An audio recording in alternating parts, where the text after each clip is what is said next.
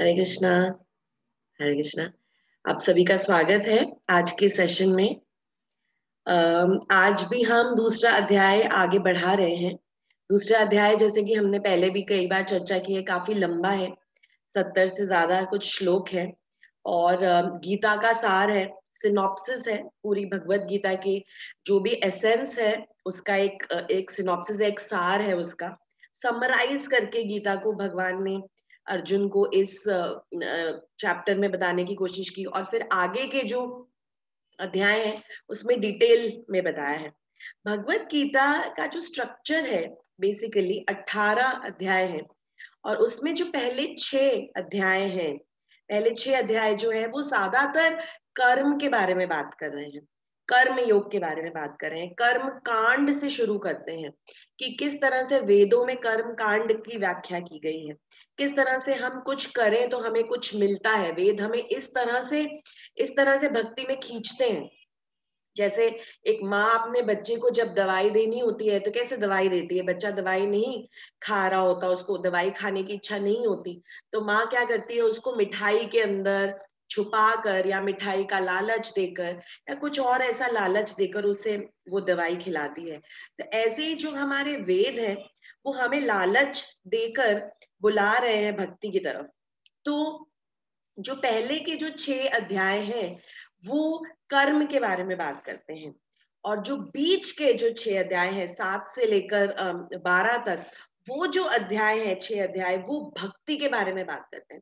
सबसे इंपॉर्टेंट जो एलिमेंट्स हैं भगवत गीता के वो बीच के अध्यायों में है, 7 से लेकर 12 तक। जैसे हम कोई भी सैंडविच खाते हैं ना, तो कैसा होता है, उसके बीच में 2 ब्रेड के स्लाइस होते हैं, बीच में हम जैम लगाते हैं तो उसको बोलते हैं जैम सैंडविच। अगर बीच में हम चीज लगाते हैं तो उसको बोलते हैं चीज सैंडविच। तो बीच में जो है वो सबसे ज्यादा इंपॉर्टेंट होता है, वो बहुत महत्वपूर्ण होता है। एक्चुअली सैंडविच का मजा तो उस जैम या उस चीज में या उस वेजिटेबल में है, जो वेजिटेबल सैंडविच में है, या चीज जो चीज सैंडविच में है। इसी तरह से जब कोई राजा चल रहा होता है अपनी प्रजा के साथ, अपनी सेना के साथ, तो राजा कभी भी एकदम आगे या एकदम पीछे नहीं चलता, राजा जो है वो बीच में चलता है। क्योंकि एकदम आगे चलेगा तो राजा बहुत वल्नरेबल होता है, उसके ऊपर कोई भी कभी भी अटैक कर सकता है, सबसे आगे राजा होता है। अगर सबसे पीछे चलेगा तो ऐसा लोग कह सकते हैं कि ओ ये तो कितना कायर है, सबसे पीछे चल रहा है ये राजा। तो राजा बीच में चलता है क्योंकि वो प्रोटेक्टेड होता है सबसे। आगे और पीछे उसकी प्रजा, उसकी उसके सैनिक होते हैं, तो उसको प्रोटेक्ट करके चलते हैं। सो जो मेन इंपॉर्टेंट चीज है वो हमेशा बीच में होती है, जैसे राजा बीच में, सैंडविच का जो मेन इंग्रेडिएंट है वो बीच में होता है। तो भगवत गीता का भी जो मेन ज्ञान है भक्ति योग, कि हम भगवान की भक्ति कैसे करें, भगवान के पास कैसे जाएं, भगवत धाम की प्राप्ति कैसे हो, वो जो सारे श्लोक है वो बीच के 7 से 12 अध्याय में। और उसके बाद 13वां अध्याय से शुरू होता है ज्ञान योग, कि ये जो भक्ति का ज्ञान, भक्ति के बारे में जो हमने ज्ञान प्राप्त किया, उसको हम अप्लाई कैसे करें, उसको इम्प्लीमेंट कैसे करें, तो वो है ज्ञान योग। तो पहले के जो 6 अध्याय है भगवत गीता में, टोटल 18 अध्याय है, पहले के जो 6 अध्याय है वो है कर्म योग के बारे में, कर्म कैसे करें, सकाम कर्म क्या होता है, निष्काम कर्म क्या होता है, अकर्म क्या होता है, किस तरह से हमें कर्म करना चाहिए। उसके बाद हमें भगवान ले जाते हैं भक्ति की तरफ, कि भक्ति कैसे करनी चाहिए, क्या चाहते हैं भगवान हमसे, क्या करना चाहिए जिससे हमें भगवत धाम की प्राप्ति हो। और जो आखिरी के जो 7 अध्याय हैं, 18वें अध्याय तक, वो ज्ञान के बारे में बात करते हैं। हम जब भी कोई सब्जेक्ट पढ़ते हैं, स्कूल में भी जब भी कोई सब्जेक्ट पढ़ते हैं, तो उसका एप्लीकेशन होना बहुत जरूरी है। नहीं तो क्या होता है, हम पढ़ लेते हैं, रट्टा लगा लेते हैं, याद कर लेते हैं, और सिर्फ एग्जाम के टाइम हमें याद रहता है, क्वेश्चन पेपर पढ़ते हैं, उसका जवाब दे देते हैं, बाद में हम भूल जाते हैं। तो हमें उसका एप्लीकेशन करना आना चाहिए, क्योंकि भगवत गीता तो मैनुअल है हमारी जिंदगी की। भगवत गीता पढ़ के ही तो हमें अपनी जिंदगी जीनी है अच्छे से, इट इज अ मैनुअल। तो अगर हम उसको अप्लाई नहीं करेंगे तो मतलब क्या हुआ भगवत गीता पढ़ने का, अप्लाई करना तो जरूरी है। जैसे अगर आपने एक मोबाइल फोन लिया, नया मोबाइल फोन लिया, एकदम लेटेस्ट मोबाइल फोन लिया जिसमें बहुत सारे नए नए फीचर्स हैं, पर आप जानते नहीं है वो फीचर्स, और घर में कोई ऐसा बच्चा भी नहीं है। आजकल तो बच्चे गैजेट्स में एकदम फटाफट सिखा देते हैं, समझा देते हैं अपने माँ बाप को। तो मान लीजिए आपके घर में कोई बच्चा भी नहीं है और आप अकेले उस मोबाइल फोन को कोशिश कर रहे हैं उसको चलाने की, उसके एप्लीकेशंस यूज करने की, आपको समझ में नहीं आ रहा है कि कहाँ कैसे क्या करना है। तो आपको जो मोबाइल फोन के साथ जो मैनुअल मिली है, आप उसको देखकर, उसको पढ़कर आप मोबाइल फोन के एप्लीकेशंस यूज कर सकते हैं। अगर आप उस समय उस मैनुअल को नहीं पढ़ते और आप सोचते हैं कि अरे ये तो चल नहीं रहा, शायद मैं इसको जोर से मारूंगा तो शायद ये चल पड़ेगा, अरे ये बहुत गंदा हो गया है, इसको ऐसा करता हूँ वॉशिंग मशीन में डाल के साफ कर देती हूँ, तो उससे क्या होगा, फोन आपका चकनाचूर हो जाएगा, खराब हो जाएगा, आप उसे यूज नहीं कर पाएंगे। यही अगर आप मैनुअल पढ़ते हैं और मैनुअल को फॉलो करते हैं पॉइंट बाय पॉइंट, तो आप उस फोन को अच्छे से यूज कर पाएंगे। तो भगवत गीता भी हमारे जीवन का मैनुअल है। अगर हम सोचेंगे अभी तो मैं जवान हूँ, अभी तो मैं बच्चा हूँ, अभी तो मैं टीनेजर हूँ, अभी तो मेरे बच्चे हैं, मुझे उनका ध्यान रखना है, वो मेरे लिए इंपॉर्टेंट है, भगवत गीता मैं बाद में पढ़ूंगा, भगवत गीता मैं बाद में पढ़ूंगी, जब बूढ़ा हो जाऊंगा, जब बूढ़ी हो जाऊंगी, तो क्या फायदा है? जब आप अपने जीवन के अंत में आ रहे हैं तब उस मैनुअल को पढ़ने का क्या फायदा? मैनुअल को पढ़ने का फायदा तभी है जब आपका जीवन शुरू हुआ है, जब आप जीवन जी रहे हैं, जब आप अपने लाइफ के प्राइम टाइम में है, तब आपको भगवत गीता पढ़नी चाहिए, ताकि आप उस मैनुअल से समझ सके किस तरह से आपको जीवन जीना है। नहीं तो बाद में आप बोलेंगे ओहो मैंने तो पढ़ा ही नहीं, मैंने तो समझा ही नहीं, मेरा जीवन तो ऐसे ही निकल गया। और हम जानते हैं कि 84 लाख योनियों में एक ह्यूमन बर्थ मिलना, मनुष्य योनि मिलना कितना कितना कितना कितना महत्वपूर्ण है, कितना इंपॉर्टेंट है, कितना अमूल्य है और कितना रेयर है। तो हम इस जीवन को ऐसे ही व्यर्थ नहीं कर सकते। मैनुअल पढ़िए, भगवत गीता पढ़िए और भगवत गीता के अनुसार अपना जीवन जीने की कोशिश कीजिए। जैसे माँ होती है ना, माँ के अगर दो बच्चे होते हैं तो माँ क्या करती है जनरली, माँ खुद बीच में होती है और अपने दोनों हाथों से अपने दोनों बच्चों को, एक हाथ से एक बच्चे को, दूसरे हाथ से दूसरे बच्चे को पकड़ती है। ऐसे ही भगवत गीता बेसिकली भक्ति प्रदान करने के लिए ही है हमें। तो भक्ति जो है वो माँ है, वो जननी है, और उन्होंने दो बच्चों को पकड़ा हुआ है, कर्म और ज्ञान, उनको दोनों को साइड में पकड़ा हुआ है, खुद वो बीच में है। तो अभी फिलहाल हम कर्म के बारे में ही पढ़ रहे हैं। हमने पिछले कुछ श्लोकों में आत्मा के ज्ञान के बारे में भी जाना, क्योंकि भगवान अर्जुन को आत्मा का ज्ञान दे रहे थे कि तुम पहले बेसिक तो समझो, एबीसी तो समझो, तुम क्यों इतना शोक कर रहे हो, क्यों इतना विलाप कर रहे हो, क्यों इतना रो रहे हो, तुम समझो कि तुम शरीर नहीं हो, तुम आत्मा हो। इसके बारे में भी हमने पीछे पढ़ा। फिर हमने ये भी पढ़ा कि अर्जुन जो है अभी भी शोक में है, वो कोई कोई एडवाइस कृष्ण की ले ही नहीं पा रहे हैं। हालांकि अब उन्होंने कह दिया है कि कृष्ण आप ही मेरे गुरु हैं, आप जैसा बोलेंगे मैं वैसा ही करूंगा, पर अभी भी अर्जुन उस लेवल पे नहीं आया कि उस एडवाइस को अच्छे से समझ सके। तो कृष्ण बहुत जल्दी जल्दी उन्हें समझाने की कोशिश कर रहे हैं, आत्मा का ज्ञान दे रहे हैं, और ये सोच रहे हैं कि पहले मैं इसका शोक हटा दूं। क्योंकि जब भी हम शोक में होते हैं, दुखी होते हैं या गुस्से में होते हैं, तो कोई भी एडवाइस लेना हमारे लिए मुश्किल हो जाता है। तो अभी यहाँ पे कृष्ण सोच रहे हैं कि मैं पहले इसका शोक हटा दूं, इसको पहले नॉर्मलाइज कर दूं और फिर इसको अब ज्ञान देना शुरू करूंगा। इसमें एटलीस्ट वो बुद्धि इस्तेमाल करने का जो विवेक है, जो जो एकदम कामनेस है, वो तो आ जाए, उसके बाद मैं इसको ज्ञान देना शुरू करूंगा और उसके बाद मैं धीरे धीरे इसको भक्ति की तरफ ले जाऊंगा। ऐसा कृष्ण का जो है एंडेवर है, कोशिश ये है कृष्ण की अर्जुन की तरफ। तो आज हम 40वें श्लोक से पढ़ेंगे, 40 to 45 श्लोक हम करने की कोशिश करेंगे आज। तो हम आत्मा के बारे में पढ़ चुके हैं, अब हम समझेंगे कि भगवान अर्जुन की शोक को कैसे हटा रहे हैं ताकि आगे उन्हें भक्ति की तरफ ले जा सके। हमने ये भी देखा है कि दूसरे अध्याय में सारे योगों के बारे में भगवान योगों को, सभी टाइप के जो योग है, जो जो सीढ़ियों के जो डिफरेंट डिफरेंट रंग्स है, जो पायदे हैं सीढ़ियों के, उन सबको टच कर रहे हैं भगवान। तो भगवान यहाँ पे ज्ञान भी दे रहे हैं, कर्म के बारे में भी बता रहे हैं, थोड़ा ध्यान योग के बारे में भी बता रहे हैं और भक्ति योग के बारे में भी बता रहे हैं। तो यहाँ हम पढ़ते हैं आज का जो श्लोक है, 40वां श्लोक। अगर आप लोगों के पास भगवत गीता है तो आप जरूर साथ में पढ़िए, साथ में देखिए श्लोक को, तो बहुत अच्छा रहेगा। आप वहीं पे नोट्स भी बना सकते हैं, भगवत गीता के ऊपर ही नोट्स बना सकते हैं। ऐसा मत सोचिएगा कि भगवत गीता है बहुत एकदम अमूल्य है। भगवत गीता भगवान का ही वांगमय स्वरूप है, भगवान की वाणी है। तो हमें जरूर इसको बहुत बहुत बहुत प्रेम से और बहुत आदर सत्कार से रखना चाहिए। हम इसे मंदिर में भी रखते हैं अपने, पर इसका मतलब ये नहीं कि हम इसमें नोट्स नहीं बना सकते, क्योंकि हम नोट्स बना रहे हैं अपनी अपनी शुद्धिकरण के लिए, अपने बुद्धि के लिए, अपने विवेक के लिए, तो आप नोट्स बना सकते हैं इसमें। तो 40th श्लोक मैं पढ़ने जा रही हूँ और आपको समझाने की कोशिश करूंगी। नेहाभ्रिक्रम्नशोऽस्ति प्रत्वायो न विद्यते, स्वल्पमयस्य धर्मस्य त्रायते महतो भयात्।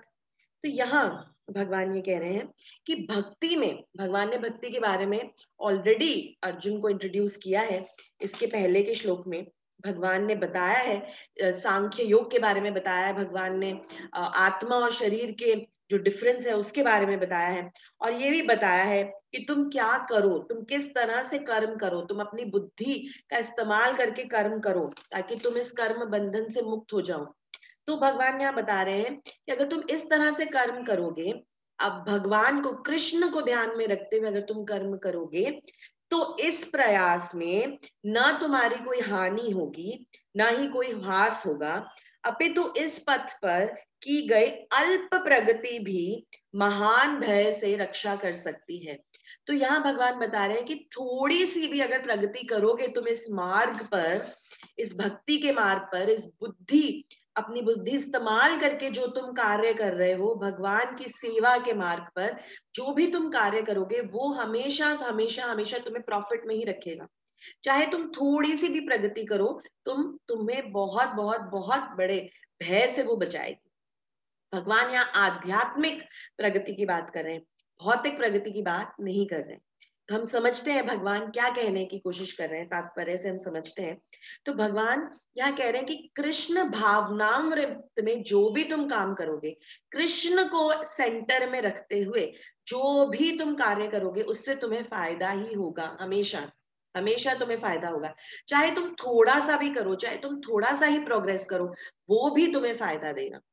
तो जैसे भौतिक जगत में, सपोजिंग आज हम लॉयर हैं, हमने एमबीए किया हुआ है, हमने 4-4 डिग्रीज ली हुई हैं, 4-4 हमने पोस्ट ग्रेजुएशन डिग्रीज ली हुई हैं, तो भी हमारी मृत्यु के बाद जब हमें फिर से मनुष्य योनि प्राप्त होगी, तो क्या हम उन्हीं डिग्रीज के साथ अपने जीवन को व्यतीत करेंगे? नहीं, हमें फिर से ए बी सी डी क ख ग से ही स्टार्ट करना पड़ेगा। तो कोई भी जो भौतिक हमारी अचीवमेंट है, चाहे वो एजुकेशन है, चाहे वो घर है, चाहे वो पैसा है, वो कभी भी अगले जन्म में हमारे साथ नहीं जा पाता। पर आध्यात्मिक उन्नति जितनी भी है वो अगले जन्म में हमारे साथ जाती है। इसी के कंपैरिजन में अगर हमने इस जन्म में 50% भक्ति की, 20% की, 30% की, 40% की, 50% की, जितने भी परसेंट हमने भक्ति की, हमने कृष्ण को ध्यान में रखते हुए अपने अपने ध्यान को उनमें लगाया, उनमें हमने समाधि की, हमने जो भी कर्म किए उन्हें ध्यान में रखते हुए किए, तो हम अगले जन्म में, अगले ह्यूमन बर्थ में, अगले मनुष्य जन्म में, अगर हमने इस जन्म में 50% तक भक्ति की है, तो हम अगले जन्म में 51% तक से स्टार्ट करेंगे। हमें वापस से 50% भक्ति की मेहनत नहीं करनी पड़ेगी। ये भगवान अर्जुन को समझा रहे हैं यहाँ पर, और हमें भी समझा रहे हैं। अर्जुन तो एक सिर्फ निमित्त मात्र है, भगवान ने हमें समझाने के लिए भगवत गीता कही है। तो बोल रहे हैं कि आध्यात्मिक कर्मों का इतना फायदा मिलेगा तुम्हें, तुम याद रखो कि जहां तुम रोकोगे वहीं से तुम अगले जन्म में शुरुआत करोगे। तो बता रहे हैं यहाँ पर कि अर्जुन, तुमने देखा होगा कि यहाँ इस दुनिया में, इस भौतिक जगत में लोग अलग अलग सिचुएशंस में पैदा होते हैं। कई बार हम देखते हैं बहुत धनी घर में, बहुत एफ्लुएंट घर में एक बच्चे का जन्म होता है। उस बच्चे का जब जन्म होता है, हम बोलते हैं he has been born with a silver spoon in his mouth, ऐसा बोलते हैं कि उसे तो सब कुछ मिल गया। उसका जन्म होते हुए देखो जरा क्या ठाट बाट है, कितने बड़े हॉस्पिटल में उसका जन्म हुआ, घर आते ही कितना कुछ उसे मिला, कितने गिफ्ट्स मिले, उसकी माँ को कितने गिफ्ट्स मिले, और कितने नौकर चाकर हैं उसके आसपास। हमेशा रोता, बच्चे को तो रोने भी नहीं देते उसके माँ और उसके नौकर चाकर, हमेशा उसकी सर्विस में खड़े रहते हैं। एक बच्चा ऐसा होता है, बहुत ही सुंदर है, सुशील है, बहुत ही गोरा पैदा हुआ है, सब कुछ है इस बच्चे के पास।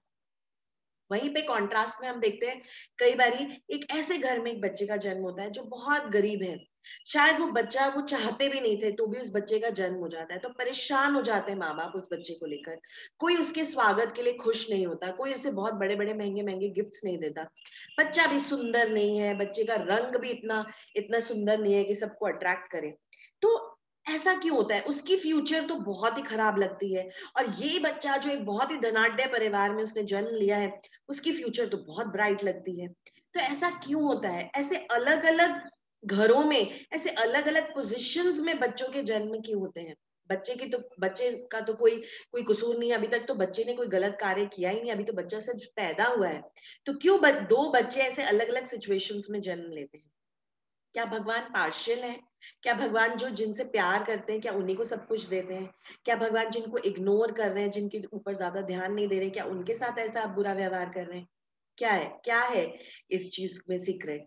भगवान पार्शियल नहीं है, भगवान तो कभी पार्शियल हो ही नहीं सकते, भगवान तो अखिल ब्रह्मांड नायक हैं। भगवान परमात्मा है जो आपके हृदय में, मेरे हृदय में, हम सभी के हृदय में वैसे ही स्थित हैं। भगवान हम सबसे इक्वल ही प्रेम करते हैं।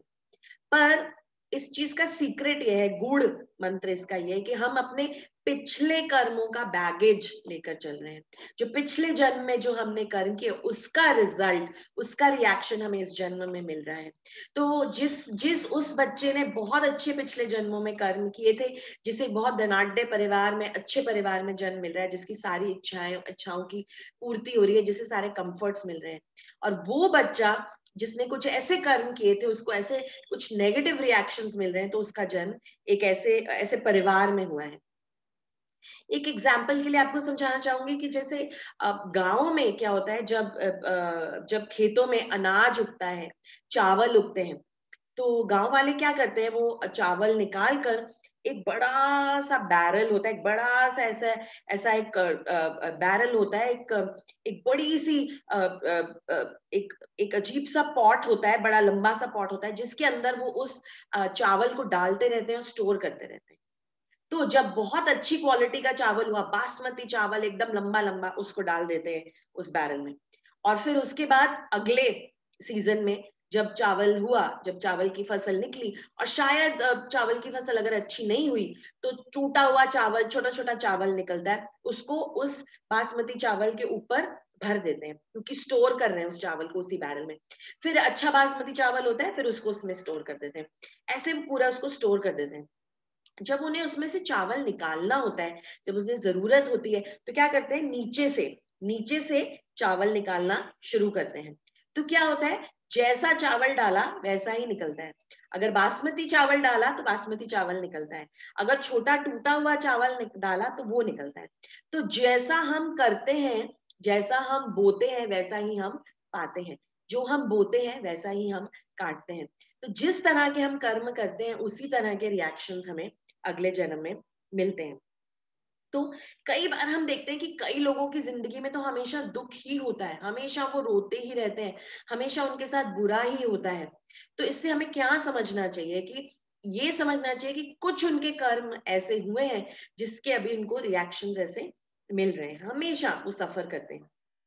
तो अच्छे कार्य अगर करेंगे, यज्ञ, दान, तप, वेदों में चर्चा आती है, कर्म कांड के पन्नों को अगर हम पढ़ें तो उसमें वेद ऐसा बताते हैं कि यज्ञ, दान और तप, ये जब अच्छे कार्य करेंगे तो उसके रिएक्शंस आपको अच्छे आएंगे।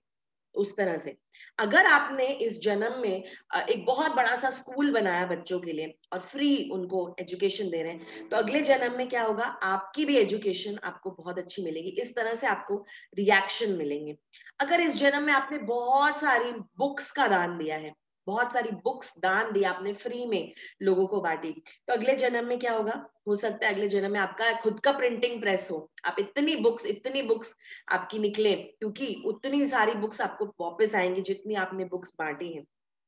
तो इस तरह से, जिस तरह से भी जो भी आप अच्छे कार्य करते हैं, वो आपको अगले जन्म में वापस वैसा ही आपको रिएक्शन मिलता है। अगर आप इस जन्म में बहुत गरीब लोगों को, कुछ लोगों को जिनके पास खाने को नहीं है, आप उनको बहुत खाना प्रसाद बांटे, तो अगले जन्म में ऐसा सुनिश्चित है कि कभी भी आपको खाने की तकलीफ नहीं होगी। तो ये कुछ ऐसे नियम है जो कर्म कांड के निर्धारित है और वेदों में मेंशन किए गए हैं, समझाने के लिए हमें क्यों समझाने के लिए, क्या बताने के लिए कि तुम अच्छे कर्म करो। हमें लालच दी जा रही है अच्छे कर्म करने की, ताकि हम अच्छे कर्म करना शुरू करें, हम अच्छे सत्व गुण में आए, अच्छे कर्म करें और आगे जाके धीरे धीरे भगवान हमें ऐसी बुद्धि दे सके कि हम भक्ति में अग्रसर हो सके। तो एक्चुअली वेदों का भी जो गोल है, जो जो साध्य है, वो भी भक्ति ही है, पर धीरे धीरे हमें ले जा रहे हैं उसकी तरफ। क्योंकि आज अगर हम आपको बोले, आज इस मीटिंग में अगर 15 लोग हैं, अगर मैं सारे 15 लोगों को बोलूं कल से आपको रोज मंदिर आना है, मैं बता रही हूँ आपको, मैंने भगवत गीता पढ़ी है, मंदिर आना बहुत जरूरी है, कल सुबह में 4:30 बजे आप सबको मंगला आरती में मंदिर में मिलूंगी, आप में से कितने लोग आएंगे? शायद एक भी नहीं, शायद मैं अकेली खड़ी हुई आपकी वेट करती रहूंगी। तो सिर्फ मेरे बोलने से, सिर्फ बुक पढ़ने से, सिर्फ भगवत गीता पढ़ने से, सिर्फ पंडितों के सुनने से, सिर्फ यूट्यूब पे लेक्चर सुनने से कुछ नहीं होगा। हमारी एक जर्नी है, हम धीरे धीरे धीरे धीरे धीरे आगे बढ़ेंगे। तो ऐसे धीरे धीरे आगे बढ़ने के लिए ही वेदों में ये सारा यज्ञ, कर्म कांड, यज्ञ, तप, दान के बारे में लिखा है कि तुम अच्छे कर्म करो, सत्व गुण में जाओ, और सत्व गुण करो, अच्छे कर्म करोगे तो उससे क्या होगा कि तुम धीरे धीरे धीरे धीरे आगे बढ़ोगे और धीरे धीरे उस लेवल पे आओगे कि जब भगवान हमें भक्ति के बारे में विवेक, ऐसी बुद्धि देंगे कि हम भक्ति को फिर आगे एक्सेप्ट कर पाएंगे। तो इस तरह से हम धीरे धीरे आगे बढ़ रहे हैं। तो यहाँ पे बता रहे हैं कि जो लॉ ऑफ कर्मा है, कर्म का जो लॉ है, वो बहुत ही सटल है, वो बहुत ही सटल है।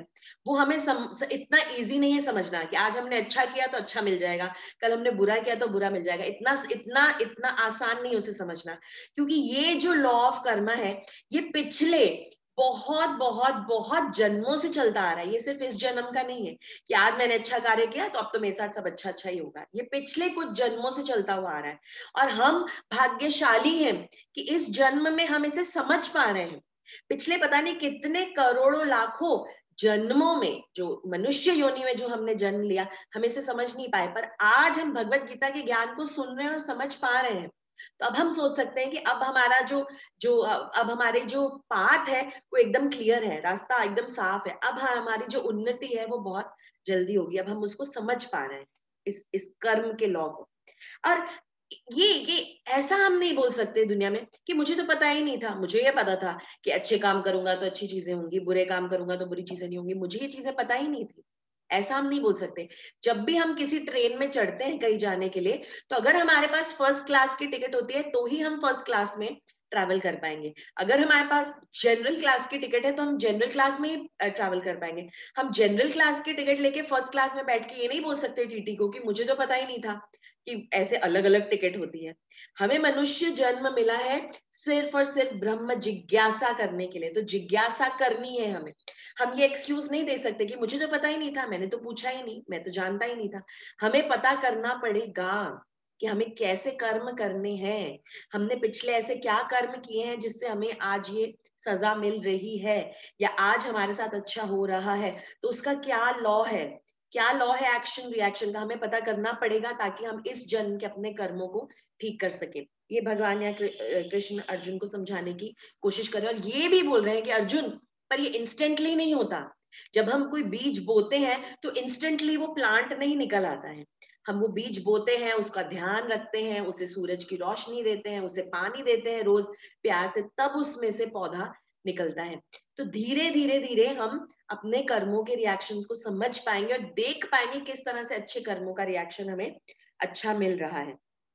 तो यज्ञ, दान और तप की वेदों में, भगवत गीता में, उपनिषद में इसीलिए व्याख्या की गई है ताकि हम धीरे धीरे अच्छे कर्म करते हुए सत्व गुण की तरह बढ़े। बट एक और चीज यहाँ भगवान कृष्ण अर्जुन को समझाते हैं कि पर अर्जुन, ये जो ज्ञान है अब तुम इससे ऊपर बढ़ चुके हो। ये ज्ञान उन लोगों के लिए है जो कर्म कांड में फंसे हुए हैं, जो अभी भगवान के पास नहीं जाना चाहते, जो अभी भक्ति में नहीं जाना चाहते। तो उन्हें मैं समझाता हूँ कि अच्छे कर्म करो, धीरे धीरे आगे बढ़ो। पर तुम अर्जुन, तुम तो कुरु राज के हो, तुम्हारी माता तो कुंती थी, तुम तो एक बहुत क्षत्रिय, बहुत महान परिवार के हो। तुम ये समझो, तुम्हें समझना ये जरूरी है अर्जुन कि अच्छे कर्म करना भी यूजलेस है एक्चुअली। अब आप समझेंगे ये क्या बात हुई, अब अच्छे कर्म भी ना करें, बुरे कर्म भी ना करें, तो करें क्या? अच्छे कर्म तो करने चाहिए ना, अच्छी अच्छी गति के लिए। पर भगवान या अर्जुन को समझा रहे हैं कि अच्छे कर्म करना भी एक्चुअली यूजलेस है। पता है आपने वो सौंफ देखी होगी, मुखवास, अहमदाबाद में, गुजरात में तो हम सभी मुखवास से बहुत अच्छी तरह से परिचित हैं। एक आती है नॉर्मल सौंफ, नॉर्मल सौंफ आती है, और एक आती है मीठी, मीठी चीनी चढ़ी हुई सौंफ, जो अलग अलग डिफरेंट डिफरेंट रंग की होती है। क्या फर्क होता है उसमें? जब हम बुरे काम करते हैं, वो इस नॉर्मल सॉफ्ट की तरह है। हम बुरे काम करते हैं, हम बुरे कामों का हमें बुरा रिएक्शन मिलता है, और फिर अगले जन्म में क्या होता है, हम लोअर प्लैनेटरी सिस्टम्स में जाते हैं, हम पशु बन सकते हैं, हम बन सकते हैं, पक्षी बन सकते हैं, हमें भगवान मनुष्य योनि नहीं देते। पर अगर हम बहुत अच्छे कर्म करते हैं, बहुत यज्ञ दान तप करते हैं वेदों के अनुसार, तो क्या होता है, तो वो मीठी सौंफ खाने के बराबर है। कि हम सौंफ तो खा रहे हैं, मीठी है, बहुत अच्छी भी है, पर एक्चुअली वो भी यूजलेस है, क्योंकि वो कर्म भी हमें भगवान से तो दूर ही ले जा रहे हैं। अब बताइए कैसे? क्योंकि जब हमने अच्छे कर्म किए, तो भगवान हमें कौन से लोकों में भेजेंगे? स्वर्ग में भेजेंगे, हेवनली प्लैनेट्स में भेजेंगे, जहाँ बहुत ऐश्वर्य है, बहुत ऐश्वर्य है वहां, बहुत सुंदर सुंदर खाना पीना, बहुत सुंदर सुंदर महिलाएं हैं, बहुत सुंदर लोग हैं, बहुत अच्छे कपड़े हैं, बहुत अच्छा वहां पर सारे के सारे 64 आर्ट्स, जिसे कहते हैं म्यूजिक, डांस, ड्रामा, आर्ट, सब कुछ है वहां पे। तो हम वहां जाकर एकदम मग्न हो जाते हैं, एकदम खुश हो जाते हैं, एकदम कंफर्टेबल हो जाते हैं। क्या हम तब भगवान को याद कर सकते हैं, या भगवान को याद करते हैं? हम तब भी भगवान को याद नहीं करते। और हमारा जो पुण्य का जो काउंट है ना, जो क्रेडिट है, जैसे क्रेडिट कार्ड में हम जितना पैसा डिपॉजिट करते हैं, वो क्रेडिट कार्ड में दिखता है कि हमने इतना पैसा डिपॉजिट कर दिया। तो वैसा जो हमारा क्रेडिट जो कार्ड होता है ना, तो जैसे जैसे खत्म होता जाता है, हम बहुत सारे पुण्य पॉइंट्स लेके स्वर्गलोक में चले जाते हैं, पर फिर हम वहां हम एंजॉय करते रहते हैं, एंजॉय करते रहते हैं, एंजॉय करते रहते हैं, तो हमारे जो पॉइंट्स है वो कटते जाते हैं, कटते जाते हैं, कटते जाते हैं। जब सारे पॉइंट्स कट जाते हैं, जब जीरो हो जाता है, तो हम वापस गिर के यहीं आ जाते हैं। तो क्या फायदा हुआ? क्या हम भगवान के पास जा पाए? हम तो नहीं जा पाए। हम गए, हमने वहां पे एंजॉय किया अपने सारे पुण्य कर्मों को खत्म करके, हम वापस यहाँ गिर गए। तो अगर हमने बुरे काम किए तो हम तो नीचे वाले प्लैनेट्स में चले गए, अच्छे काम किए तो ऊपर गए, पर हुआ क्या? तो भी हम नीचे ही गिर गए। तो एक्चुअली करना क्या है फिर हमें? फिर हमें करना क्या है? अब अर्जुन फिर सोच रहे हैं ये तो मुझे कंफ्यूज कर रहे हैं, अच्छे काम भी नहीं करूं, बुरे काम भी नहीं करूं, तो मैं करूं क्या? क्या करना चाहिए मुझे?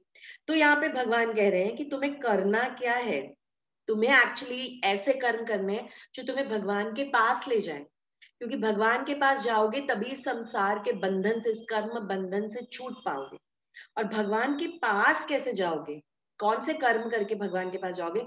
यहाँ भगवान समझाएंगे कौन से कर्म करने हैं। ना तो विकर्म, बुरे कर्म नहीं करने, ना तो सुकर्म, अच्छे कर्म नहीं करने। करना क्या है? अकर्म, अकर्म करने। याद रखिएगा इस शब्द को, अकर्म करने हैं। तो ये अकर्म क्या है? मतलब कोई कर्म नहीं करना, कोई कर्म नहीं करना। अगर कोई कर्म नहीं करना तो ऐसा तो हो ही नहीं सकता, क्योंकि हमारी जो आत्मा है या हमारा जो शरीर है, दोनों ही बिना काम किए तो रह ही नहीं सकते। अगर हम सोचेंगे आज मेरा शरीर कोई काम नहीं करेगा, आज संडे है, तो मैं क्या करूंगी? मैं सो जाऊंगी। तो सोना क्या कर्म नहीं है? सोना भी कर्म ही है। तो मेरा शरीर कोई कर्म ना करे ऐसा तो हो ही नहीं सकता। और जो आत्मा है, आत्मा का तो स्वभाव ही है कि वो हमेशा सच्चित आनंद में रहती है, तो वो भी बिना कर्म किए रह नहीं सकती। तो करना क्या है फिर? अकर्म करना है। अकर्म का मतलब ये नहीं कि कोई कर्म नहीं करना। अकर्म does not mean in action.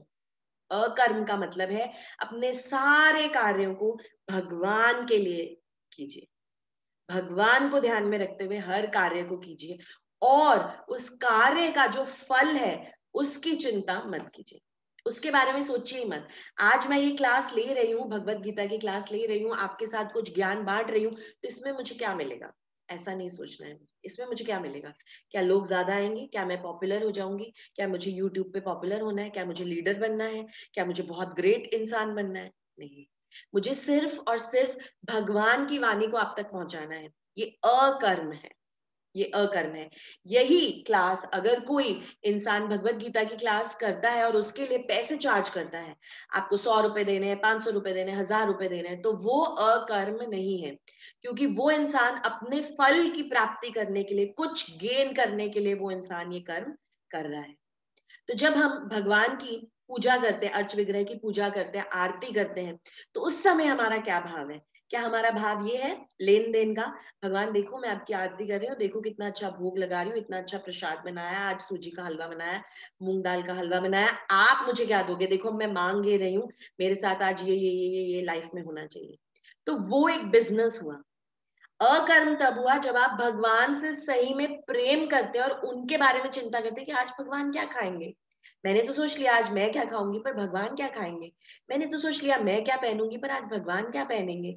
भगवान को ठंड लग रही होगी क्या, भगवान को क्या गर्मी लग रही होगी, भगवान क्या चाहते हैं कि मैं क्या करूं। मैं ऐसे ही कार्य करूं जो भगवान को प्लेजर दे। आज जो मैं ये कर रही हूँ क्या इससे भगवान खुश होंगे, क्या कृष्ण खुश होंगे? अगर खुश होंगे तो ठीक है, मुझे ये करना चाहिए। अभी जो मैं कर रही हूँ क्या उससे कृष्ण खुश होंगे? अगर नहीं खुश होंगे तो मुझे ये नहीं करना चाहिए। तो इस तरह का भाव रखकर जब भी हम कर्म करते हैं वो अकर्म कहा जाता है। जैसे फॉर एग्जाम्पल आप देखिए, जैसे अगर हमारे शरीर पे कुछ कुछ फोड़ा, कुछ बॉयल जैसा हो जाए, तो हमें हम अपने प्रियजनों से बात करते हैं, अपने फ्रेंड से बात करते हैं, अपने रिलेटिव से बात करते हैं कि मैं बहुत पेन में हूँ, मेरे शरीर पे ना ऐसे बॉयल हो गया है।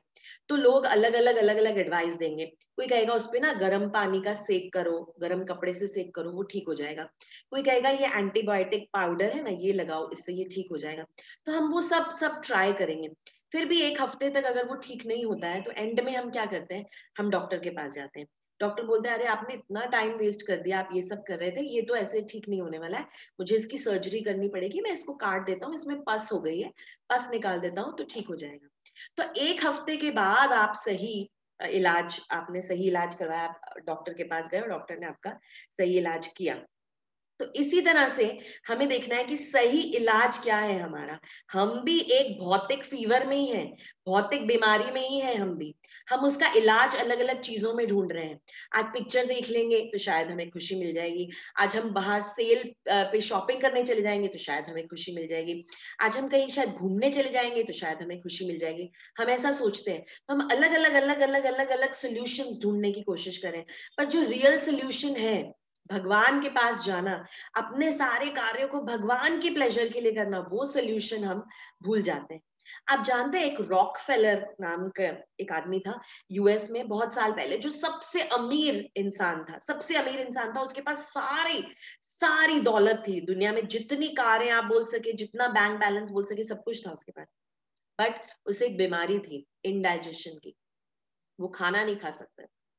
इतना पैसा और सारी कंट्रीज उसके अंडर होने के बावजूद वो खाना नहीं खा सकता था। वो दिन 2 दिन में एक बार सिर्फ थोड़ा सा छाछ या थोड़ा सा नींबू पानी या ऐसे कुछ लिक्विड ले सकता। तो हमें सोचना ये है कि हमारी भौतिक अचीवमेंट्स इंपॉर्टेंट नहीं है, हमारी आध्यात्मिक उन्नति इंपॉर्टेंट है। ये भगवान बता रहे हैं कि आध्यात्मिक पाथ पर अगर तुम उन्नति करोगे कृष्ण अर्जुन, तो वो कभी भी शेयर नहीं होगी, वो हमेशा तुम्हें हेल्प करेगी। भौतिक अचीवमेंट्स को साइड में रखो और अकर्म करो, अकर्म करो, ये बता रहे हैं। एक एक एग्जाम्पल देते हैं कि एक बहुत बड़ा रिच रिच व्यापारी था, बहुत बड़ा रिच बिजनेसमैन था, बहुत पैसा था, उसकी तिजोरी में इतना पैसा था, इतनी गाड़ियां थी, पर वो बहुत कंजूस था, बहुत कंजूस था। वो अपने परिवार वालों को ही अपना जो धन है वो देना नहीं चाहता था, हमेशा रोक टोक लगा के रखता था कि बचाओ पैसे, बचाओ पैसे, बचाओ, खर्च मत करो। तो परिवार वाले परेशान हो चुके थे उससे कि इतना पैसा है तो भी ये हमें कुछ देता नहीं है, कुछ दान नहीं करता है, कुछ अपने परिवार वालों को ही नहीं देता है। वो सब उससे परेशान थे। एक दिन उसकी मृत्यु हो जाती है और उसको जो अगला जन्म मिलता है, वो जिस गली में उसका बड़ा सा मकान था, उसी गली में एक छोटा सा आदमी, एक आदमी, एक मोची जो जूते ठीक करता है, वो एक पेड़ के नीचे बैठा था, उसके घर में जन्म लेता है, मोची के घर में जन्म लेता है और बड़ा होता है, मोची बनता है। और उसे याद रहता है कि ये पिछले जन्म में इस घर का मैं मालिक था और ये तो मेरा ही घर है। तो जब वो थोड़ा सा बड़ा होता है, वो उस घर में जाता है और उन सभी परिवार वालों को याद दिलाने की कोशिश करता है कि मैं ही था इस घर का मालिक, मैं ही हूँ, तुम ही मेरे बेटे और पोते पोतियां हो और तुम मुझे वापस इस घर में ले आओ। वो लोग उसे इतना मारते, इतना पीटते, इतना मारते पीटते निकाल देते हैं उसको घर से। तो भगवान क्या बताने की कोशिश कर रहे हैं कि अपने भौतिक धन को, अपने भौतिक ज्ञान को, अपने भौतिक सुंदरता को आप दूसरे जन्म में साथ नहीं ले जा सकते। सिर्फ और सिर्फ अपने आध्यात्मिक ज्ञान को साथ में ले जा सकते हो। तो अर्जुन इस चीज को याद रखो तुम। तो अपने जो भी कार्य करो, क्योंकि मैं तुम्हें कह रहा हूँ ये कार्य करने के लिए, तो तुम करो, क्योंकि मैं कृष्ण हूँ, मैं तुम्हें कह रहा हूँ, तुम मेरी बात मानो और इस कार्य को करो। अपने हर कार्य को भगवान के साथ डवटेल करो, भगवान की सेवा में लगाओ, भगवान को सेंटर में रखते हुए इस कार्य को करो। और हर कार्य करने से पहले सोचो, क्या भगवान इससे प्लीज्ड होंगे, क्या भगवान इससे खुश होंगे, तभी उस कार्य को करो। इस श्लोक में भगवान ये बता रहे हैं। अगले श्लोक में 41 श्लोक में, बहुत इंपॉर्टेंट श्लोक है 41 श्लोक, बहुत ही सुंदर श्लोक है। भगवान क्या कह रहे हैं? व्यवसायत्मा का बुद्धि रेकः कुरु नंदन, बहुशाखा हनंताश्व बुद्धियो ववस्यानाम। ये बता रहे हैं कि जो भी इस मार्ग पर चलते हैं, कौन से मार्ग की बात हो रही है? कृष्ण भावनामृत मार्ग की बात हो रही है। जो भी इस मार्ग में चलते हैं वे हमेशा अपने प्रयोजन में, अपने अपनी एक्टिविटीज में, अपने एफर्ट्स में दृढ़ रहते हैं और उनका लक्ष्य भी एक ही होता है। हे कुरु नंदन, कुरु नंदन, कुरु राज्य में जन्म लेने वाले जो दृढ़ प्रतिज्ञ नहीं है, उनकी बुद्धि अनेक शाखाओं में विभक्त रहती है। जो कृष्ण भावनामृत पाथ पर चलते हैं वो दृढ़ दृढ़ रहते हैं कि मुझे पता है मुझे क्या करना है। वो दूसरों की कही हुई बातों से इधर उधर टस से मस नहीं होते। गुजराती में कई बार कहते हैं ढच्चू पच्चू, कभी इधर कभी उधर, कभी इधर कभी उधर, थाली का बैंगन, कभी इधर कभी उधर। वैसे नहीं होते कृष्ण भावनामृत वाले लोग। वो जानते हैं कि उनका उनका गोल क्या है। जो दूसरे लोग हैं, जो दृढ़ प्रतिज्ञ नहीं होते, उनकी जो बुद्धि है उसको अलग अलग अलग अलग दिशाओं में लगाते हैं। सोचते हैं मैं तो बहुत इंटेलिजेंट हूँ, मैं तो ये भी पढ़ के समझ लूंगा, मैं ये किताब भी पढ़ के समझ लूंगा, मैं वो किताब भी पढ़ के समझ लूंगा, देखता हूँ उस गुरु ने क्या कहा है, दूसरे गुरु ने क्या है, इस गुरु ने क्या कहा है। तो उनकी जो बुद्धि है वो बहुशाखा हो जाती है, वो दृढ़ प्रतिज्ञ नहीं रह पाते, वो कंफ्यूज ही रहते हैं। तो भगवान समझा रहे हैं कि एक एक ही पथ पर रहो, कृष्ण भावनामृत पथ पे अडिग रहो और अपनी बुद्धि का इस्तेमाल कर कर शास्त्रों में जो लिखा है उसे पढ़ो और सुनो और अपनी बुद्धि को इस्तेमाल करते हुए निर्णय लो कि भक्ति ही करनी है, भक्ति ही हमारा एकमात्र कर्तव्य है, भक्ति ही हमें भगवान के पास ले जाएगी। और दूसरे प्रयासों में अपना टाइम वेस्ट मत करो, ऐसा बता रहे हैं। भौतिक प्रयास मत करो, इतना एंडेवर मत करो मैं 12 घंटे काम करूं, 15 घंटे काम करूं, बहुत सारा पैसा इकट्ठा कर लूं, इतना एंडेवर मत करो। जो लिखा है तुम्हारे पास, जो आना है भगवान के प्लान के हिसाब से, वो ही आएगा। सिर्फ और सिर्फ कृष्ण की भक्ति में अपना दृढ़ विश्वास रखो, वो ही तुम्हारा लक्ष्य है। व्यवसायिका बुद्धि, इसका मतलब है अपनी बुद्धि, अपनी विवेक को भगवान में लगाओ। अलग अलग व्यवसाय, अलग अलग व्यवसाय में मत लगाओ, ये कार्य कर लूं वो कार्य कर लूं, इस तरह से अपनी बुद्धि को मत लगाओ, सिर्फ और सिर्फ भगवान में लगाओ। यहाँ पर कृष्ण अर्जुन को ये भी समझा रहे हैं। कुछ लोग ऐसा भी बोलते हैं, सोचते हैं कि भगवान तो ठीक है, भगवान है, भगवान एक एनर्जी है, भगवान करेंगे जो करना है, हमें भगवान ने ये शरीर दिया है तो हमें सबकी मदद करनी चाहिए, हमें अपने राष्ट्र के प्रति कुछ कर्तव्य है वो निभाने चाहिए, हमें दूसरे मनुष्यों के प्रति कर्तव्य है वो निभाने चाहिए। भक्ति वगैरह तो सब ठीक है, भगवान की भक्ति हम करेंगे बाद में, जब हम थोड़े रिटायर हो जाएंगे, घर पे बैठे होंगे, पर अभी हमें दूसरे लोगों की सेवा करनी है, अपने राष्ट्र की सेवा करनी है, मानवता की सेवा करनी है, ये सब हमें करना है। तो ये जो एक्टिविटीज हैं, ये जो बहुशाखा एक्टिविटीज हैं, ये हमें अपने लक्ष्य से दूर ले जा रही हैं। इसका मतलब ये नहीं कि हमें हमें मानवता की मदद नहीं करनी है, हमें अपने राष्ट्र के प्रति लॉयल नहीं रहना, इसका मतलब ये नहीं है। पर इसका मतलब ये है कि वो हमारा मेन गोल नहीं है। हमारा मेन गोल है भगवान का भक्त बनना। और भगवान का भक्त बनते ही हम समझ जाते हैं कि भगवान तो परमात्मा है, वो तो हर आत्मा के साथ स्थित है, हर भौतिक शरीर में। तो अपने आप हम भगवान का भक्त बनते ही सभी की सेवा करने लग जाते हैं और सबको समभाव से देखते हैं, अलग अलग नहीं देखते, ये अच्छा है ये बुरा है, ये अमीर है ये गरीब है, इस तरह से हम नहीं देखते फिर लोगों को, क्योंकि हम तो जानते हैं कि हर किसी के हृदय में भगवान खुद विराजमान। तो यहाँ भगवान ये समझाने की कोशिश करें कि अलग अलग दिशाओं में जाकर अपने प्रयास और अपना समय वेस्ट मत करो। क्योंकि अगर तुम ऐसा करोगे तो तुम्हारी आसक्ति वहां बढ़ जाएगी, तुम्हारी देश के प्रति आसक्ति, तुम्हारे दूसरे लोगों के प्रति आसक्ति, तुम्हारे दूसरी चैरिटी करने के ऑर्गेनाइजेशंस के प्रति आसक्ति तुम्हारी बढ़ जाएगी, और फिर तुम अपने लक्ष्य से चूक जाओगे। ये सब हमें करना है क्योंकि हम तो भगवान के भक्त हैं, पर हमारा लक्ष्य भक्ति है, ये हमें भूलना नहीं है, हमारा दृढ़ निश्चय हमें भूलना नहीं है। इसीलिए अपनी श्रद्धा को, अपनी जो भगवान के प्रति जो श्रद्धा है, उसको रस, उसको जल, उसको वो सब देने के लिए हमें सुनना, हियरिंग और रीडिंग बहुत जरूरी है। ये भगवान हमें बता रहे हैं और कह रहे हैं कि यहाँ पर हम तो देखते हैं हर चीज के हमें बहुत सारे कारण दिखते हैं। आज हम यहाँ बैठे हैं, हम एक दूसरे के साथ जूम पर मिल रहे हैं, इसके बहुत से कारण है। इसका कारण कोविड है, इसका कारण ये है कि हमारे पास टाइम है, इसका कारण ये भी है कुछ लोगों के लिए कि हमें समझ में आया कि कोविड के आने से, कोरोना के आने से हमें समझ में आया कि हमारा तो किसी चीज के ऊपर कोई बस है ही नहीं, तो क्यों नहीं हम उसके बारे में समझे, भगवान के बारे में समझे, या ऐसा समझे कि कौन है जो इस दुनिया को चला रहा है। तो बहुत से कारण है, पर जो मूल कारण है हमारा साथ में रहने का, हमारा साथ में ये जो डिस्कशन है वो करने का, वो भगवान ही, हर चीज का मूल कारण भगवान ही है। यहाँ पे भगवान यही समझा रहे हैं, हर चीज का मूल कारण भगवान है। और भक्ति करने के लिए जो तुम्हारा मेन लक्ष्य है, अलग अलग शाखाओं से हटो, अपना मेन लक्ष्य पे चलो। भक्ति करने के लिए एक गुरु का होना बहुत जरूरी है, भगवान ये भी समझा रहे हैं। हम ऐसा नहीं सोचते कि हम खुद ही पढ़ लेंगे, हम खुद ही समझ लेंगे, मैं तो MBA हूँ, मैं तो डबल MA हूँ, मेरे को भगवान की दया से बहुत अच्छी नॉलेज है, बहुत अच्छी बुद्धि दी है, मैं खुद भगवत गीता पढ़कर समझ लूंगी। भगवान ये बता रहे हैं अर्जुन को भी कि अर्जुन, गुरु का होना बहुत जरूरी है। जिस तरह से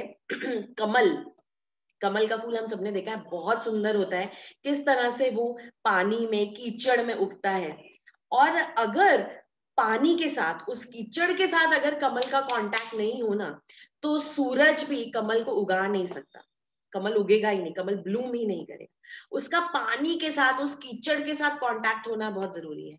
वो कीचड़ में ही कमल उगता है, अगर वो कीचड़ के साथ कांटेक्ट में है, कीचड़ के साथ जुड़ा हुआ है, तो ही सूरज की जो रोशनी है उसे अच्छे से ब्लूम करवा सकती है, वो अच्छे से खिल सकता है।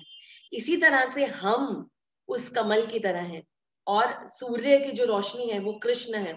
अगर हम गुरु के सानिध्य में नहीं रहेंगे, गुरु वो पानी या उस कीचड़ के समान है, अगर हम कमल रूपी, हम अगर उस गुरु के सानिध्य में, उस पानी या कीचड़ के सानिध्य में नहीं रहेंगे, तो भगवान भी हमारा कुछ ज्यादा भला नहीं कर सकते।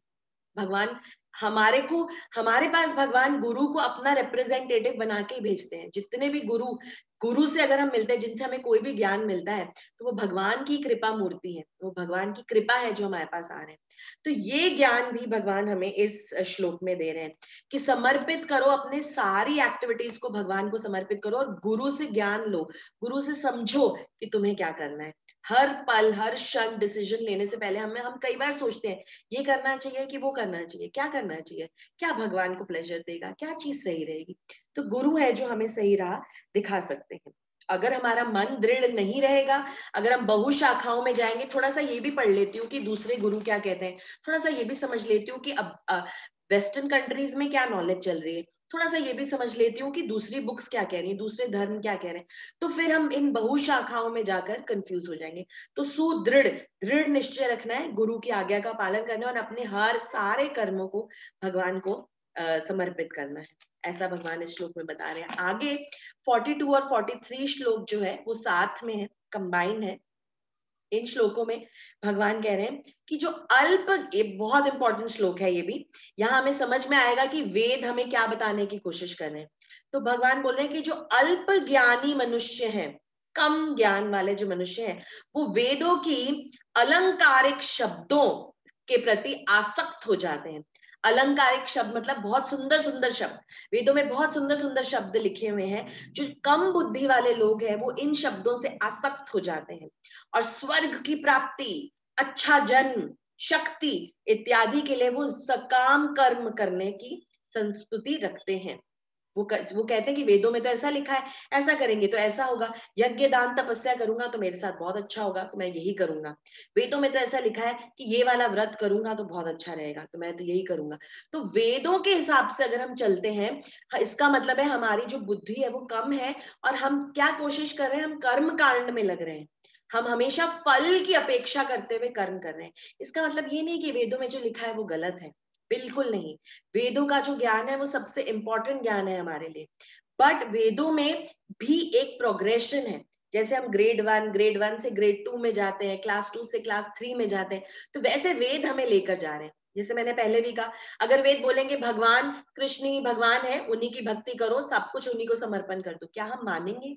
नहीं, क्योंकि हम तो अपनी बुद्धि लगाना चाहते हैं, हम तो अपनी डबल MBA की डिग्री लगाना चाहते हैं। ऐसा कैसे हो सकता है? कौन भगवान है? मैं खुद इन्वेस्टिगेट करूंगा, मैं खुद एक्सपेरिमेंट करके पता करूंगा कौन है भगवान, ये भगवान है कि वो भगवान है, कौन क्या ज्यादा अच्छी तरह से देता है, कौन मांगने से जल्दी दे देता है, कौन से मंदिर की मानता ज्यादा है। मैं ये सब पता करके ही अपनी भक्ति में आगे बढ़ूंगा। तो भगवान कहते हैं ठीक है। तो भगवान हमें वेदों के थ्रू अट्रैक्ट करते हैं, सुंदर सुंदर शब्द बोलते हैं, ऐसा करोगे तो तुम्हें स्वर्ग की प्राप्ति होगी, ऐसा करोगे तो नर्क की प्राप्ति होगी। तो हम उनको सुनते सुनते सुनते सुनते आगे बढ़ते हैं। पर ये भगवान कृष्ण ही है जो धीरे धीरे धीरे धीरे इन एक्टिविटीज के थ्रू धीरे धीरे हमें अपने पास बुला रहे हैं, ये बता रहे हैं भगवान। और इस श्लोक में ये भी बता रहे हैं कि इंद्रिय तृप्ति, अपनी इंद्रियों की तृप्ति के लिए तथा ऐश्वर्यमय जीवन की अभिलाषा के कारण वे कहते हैं कि इससे बढ़कर और कुछ नहीं है। क्योंकि हम बहुत खुश होते हैं जब वेदों में ऐसा लिखा जाता है कि ऐसा यज्ञ करोगे, ऐसा दान करोगे, ऐसा तप करोगे तो ये मिलेगा तुम्हें। तो बोलते हैं बहुत अच्छी बात है, हम ये करते हैं, हमें ये सब मिल जाएगा, क्योंकि हम अपनी इंद्रियों की तृप्ति के बारे में ही सोच रहे हैं, हम अपने भोग, अपने ऐश्वर्य के बारे में सोच रहे हैं। धीरे धीरे धीरे धीरे भगवान हमें बुद्धि देते हैं, धीरे धीरे हमारे पास गुरु भेजते हैं, और फिर धीरे धीरे कर्म कांड से, सकाम कर्म से धीरे धीरे हम आगे निष्काम कर्म तक पहुंचते हैं। तब हमें समझ में आता है कि ये सब कुछ नहीं है, ये दुनिया तो दुखालयम अशाश्वतम है। कितने भी यज्ञ दान तप कर लूं, कैसे भी अच्छे कर्म कर लूं, उसके बाद भी हमेशा के लिए मैं खुश कभी भी नहीं रह सकती। ये इस दुनिया का नियम है। मेरे पिछले कर्मों का भी मुझे हिसाब किताब चुकता करना है। तो बेटर ये रहेगा कि मैं अकर्म करूं, अपने सारे कर्मों को भगवान के साथ डवटेल करूं, भगवान को सेंटर में रखते हुए हर चीज करूं, ताकि ना मुझे नॉर्मल सौंफ खानी पड़े, ना मुझे मीठी सौंफ खानी पड़े। मुझे सौंफ खाने की जरूरत ही ना पड़े, मैं सीधा भगवान के धाम चली जाऊं। ये सोचना है हमें बहुत जरूरी। ये भगवान हमें यहाँ पे समझा रहे हैं और बता रहे हैं कि किस तरह से यज्ञ, पहले तो जो यज्ञ भी होते थे वो यज्ञ इतने प्योर होते थे।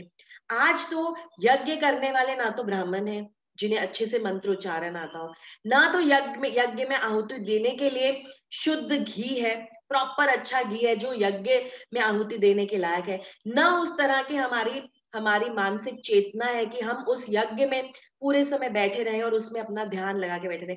हम तो यज्ञ में भी पंडित को ऐसे बोलते हैं कि जरा जल्दी खत्म कर देना, जरा जल्दी श्लोक बोल देना, मेरी मीटिंग है, मुझे जाना है, मैं ज्यादा देर नीचे नहीं बैठ सकती, मैं ज्यादा देर ये जो यज्ञ का जो धुआं है उसको ज्यादा देर मैं टॉलरेट नहीं कर सकती। तो आज की तो यज्ञ की क्वालिटी भी ऐसी है। जब हम दान और तप करते हैं, दान देते हैं किसी को, तो उसमें भी हम अपना भला ही सोचते हैं। हम ये सोचते हैं मैं दान तो दे रही हूँ पर मेरा नाम आएगा क्या, मेरा कहीं पे नाम लिखा हुआ आएगा, किसने इतना सारा दान दिया, क्या मेरे बारे में बताओगे सबको, क्या सब लोगों को पता चलेगा कि मैं कितना दान करती हूँ। तो हमारी चेतना को शुद्ध करने के लिए ये सारे स्टेप्स हैं। धीरे धीरे धीरे हम शुद्ध होते जाएंगे और अपने धाम, अपने गोल तक पहुंचेंगे। इसीलिए भगवान कह रहे हैं ये सब करना जरूरी है, ये सब करते रहो, कोई बात नहीं, कर्म कांड करो, धीरे धीरे कर्म कांड से सकाम कर्म तक पहुंचो, और सकाम कर्म से निष्काम कर्म तक पहुंचो, और फिर मैं तुम्हें जो बीच का जो जैम है सैंडविच का, फिर मैं तुम्हें उस जैम का आस्वादन करवाऊंगा, फिर मैं तुम्हें उस भक्ति का आस्वादन कराऊंगा। क्योंकि अगर तुम शुद्ध हुए बिना सीधा इमोशनल होके मैं तो बहुत बड़ी भक्त बनने वाली हूँ, आज से मैं तो तिलक लगाऊंगी, सुबह 4 बजे उठूंगी, माला करूंगी, भगवान का नाम लेती रहूंगी, कितने दिन चलेगा? 2 दिन, 4 दिन, 5 दिन, छठे दिन हम सोच रहे हैं बहुत हो गया, आज संडे है, आज मुझे पिक्चर देखनी है, आज मुझे बाहर घूमने जाना है, बहुत भक्ति हो गई भाई। तो क्योंकि हम अशुद्ध हैं अभी तक, जब तक हम पूर्णतः शुद्ध नहीं होंगे, हम भक्ति में रच बस नहीं जाएंगे, हमें भगवान से वो अटूट प्रेम नहीं हो पाएगा। तो भगवान कह रहे हैं धीरे धीरे आओ, पर एक सही प्रोसेस से आओ, ताकि जब तक तुम उस जैम तक पहुंचो, तुम पूरी तरह से शुद्ध हो चुके हो, और फिर तुम सिर्फ मुझसे प्रेम करो, सिर्फ मुझसे प्रेम करो, मुझसे कोई अपेक्षा ना रखो। और फिर हम उस पोजीशन पे पहुंच जाते हैं जब हम बोलते हैं कि भगवान, मुझे एक्चुअली कुछ नहीं चाहिए, आपका दिया हुआ तो सब कुछ है मेरे पास, मैं तो इतनी ग्रेटफुल हूं कि आपने मुझे सब कुछ दिया, बस मुझे अपनी सेवा में लगाए रखिए भगवान, बस और कुछ नहीं चाहिए। अगले जन्म में भी अगर आप मुझे मनुष्य योनि देते हैं, तो एक ऐसे घर में दीजिएगा जहां पे आपकी भक्ति होती है। इस स्टेज पर हमें पहुंचना है। और आप तो जानते हैं कि भगवान कितने भक्त वत्सल हैं। एक बार आपने ऐसा बोला नहीं, भगवान कहेंगे आ जाओ मेरे पास, भगवान आपको खींच लेंगे अपने पास। और सिर्फ आपकी आध्यात्मिक उन्नति नहीं होगी, भौतिक आपकी प्रोग्रेस और भौतिक कंफर्ट्स भी आपको इतने मिलेंगे जितने आप मांग भी नहीं सकते। जो आप मांग भी नहीं सकते वो भी आपको मिल जाएगा, सभी मटेरियल डिजायर्स आपकी पूरी हो जाएंगी। ये है हमारे भगवान, ये है हमारे परम पिता। उनके पास जाने के लिए हमें इच्छाएं नहीं करनी है, हमें सिर्फ और सिर्फ उनकी सेवा मांगनी है। इस प्रोसेस पर अभी भगवान हमें ले जा रहे हैं, अर्जुन को ये प्रोसेस वो समझा रहे हैं और बता रहे हैं कि अर्जुन, ये मत सोचना कि ह्यूमन बीइंग आजकल क्या सोचता है, आज की डेट में क्या सोचता है, हम तो सब कुछ कर सकते हैं, हम सब कुछ कर सकते हैं। पर क्या कर सकते हैं, क्या कर सकते हैं हम? ठीक है, हमारी हमारी टेक्नोलॉजी इतनी एडवांस हो गई कि हम कई प्रोसेसेस को अब समझने लगे हैं, कि बारिश कैसे होती है हम समझने लगे हैं, ये टाइड्स ओशन में कैसे आती है हम समझने लगे हैं, हम समझने लगे हैं कि ये इन विट्रो फर्टिलाइजेशन क्या होता है, कैसे बच्चों को टेस्ट ट्यूब में पैदा किया जा सकता है, हम समझने लगे हैं। पर उसके लिए भी हमें भगवान की जो क्रिएशन है उनकी जरूरत है। टेस्ट ट्यूब बेबी एक माता और पिता के सीमन और उसके बिना नहीं पैदा हो सकता, उसके लिए तो हमें भगवान की शक्ति चाहिए ही। कई लोग, कई साइंटिस्ट कहते हैं आर्टिफिशियल रेन पैदा की जा सकती है। आर्टिफिशियल रेन कैसे पैदा की जा सकती है? आर्टिफिशियल रेन के प्रोसेस में भी साइंटिस्ट क्या करते हैं, आप समझिए क्या करते हैं साइंटिस्ट। ऐसे बादल जो अभी शहर के ऊपर नहीं है, शहर के बाहर है, उनको अट्रैक्ट करते हैं, शहर के ऊपर लाते हैं, और फिर कोई एक ऐसा केमिकल प्रोड्यूस करते हैं जिससे क्लाउड्स में रिएक्शन होता है और उससे बारिश आती है। पर उसके लिए क्लाउड्स की जरूरत तो है, बादल की जरूरत तो है, बिना बादल के तो आप बारिश नहीं क्रिएट कर सकते ना। तो बादल कहाँ से आते हैं? बादल तो भगवान की एनर्जीज है, भगवान की नेचुरल एनर्जी है बादल। तो इस तरह से बता रहे हैं इस श्लोक में कि कर्म कांड से जो भी चलेगा उसे चीजें मिल जाएंगी, वो उस प्रोसेस पे आगे चलेगा, बट वो सब चीजें टेम्पररी होंगी। सिर्फ और सिर्फ परमानेंट एक ही चीज है, और वो है भगवान की भक्ति, भगवान के सानिध्य में रहना, भगवान के पास रहना, वो इम्पोर्टेंट है। और उसके लिए क्या इम्पोर्टेंट है? उसके लिए इम्पोर्टेंट ये है कि जो भी हम भगवान से लेते हैं वो भगवान को वापस अर्पण करें, उनको अर्पण करना बहुत जरूरी है। तो जब हम कोई भी यज्ञ करते हैं, एक्चुअली उस यज्ञ में हम क्या करें? यज्ञ की जो अग्नि है वो एक्चुअली विष्णु है, उनका मुंह है, और उनके मुंह में हम सारी यज्ञ की जो सामग्री है डाल रहे हैं, हम उनको वापस अर्पण कर रहे हैं कि भगवान आपने हमें सब कुछ दिया, हम आपको वापस अर्पण कर रहे हैं। जब हम गंगा मैया के पास भी जाते हैं, गंगा में जब हम स्नान करते हैं, आपने देखा होगा कि लोग क्या करते हैं, भक्त क्या करते हैं, गंगा मैया में जाते हैं, गंगा का ही जल लेते हैं और गंगा जी को ही अर्पण कर देते हैं, उन्हीं का जल लेके उन्हीं को अर्पण कर देते हैं। तेरा तुझको अर्पण, आपने ही हमें दिया और हम आप ही को अर्पण कर रहे हैं वापस। तो ऐसा ही हमें करना है इस दुनिया में। हमें भगवान ने ही सब कुछ दिया है, जो हम आज खा रहे हैं, जो हम आज पी रहे हैं, जो हम आज पहन रहे हैं, वो भगवान ने दिया है, तो उन्हीं को वापस अर्पण करना है। जो उनको वापस अर्पण नहीं करता और उनको बिना अर्पण किए ये सब कुछ यूज कर रहा है, उसे हम क्या मानेंगे? आप बताइए। कोई आपके घर आता है, आपसे सारी चीजें ले लेता है, आपको एक थैंक यू भी नहीं बोलता, आप क्या सोचेंगे उसके बारे में? हम उसको एक चोर सोचेंगे, आया, इतने मजे किए हमारे घर में, इतना खा पी लिया, इतनी शॉपिंग कर ली और चला गया, और एक थैंक यू तक नहीं बोला। तो हमें वैसा नहीं बनना है, हमें भगवान को सब कुछ वापस अर्पण करना है, उन्हें थैंक यू बोलना है। और जब हम उस अग्नि में, जब हम सब कुछ अर्पण करते हैं भगवान को, तो भगवान अलग अलग जो देवी देवता है ना, अग्नि है, वायु है, जल है, वरुण है, उन सबको उनका उनका हिस्सा दे देते हैं। तो सिर्फ एक भगवान विष्णु की भक्ति करने से सभी देवी देवताएं, जो देवी देवता है, वो संतुष्ट हो जाते हैं। ये बता रहे हैं भगवान यहाँ पे। और ये भी बता रहे हैं कि यज्ञ जब हम कर रहे हैं तो यज्ञ करते हुए भी हमारी मानसिक चेतना क्या होनी चाहिए? ये नहीं होनी चाहिए कि मैं यज्ञ कर रहा हूं ताकि मुझे ये मिले, ये होनी चाहिए कि भगवान ये तो मैं आपको वापस अर्पण कर रहा हूं। ये हमारी चेतना होनी चाहिए यज्ञ करते हुए भी।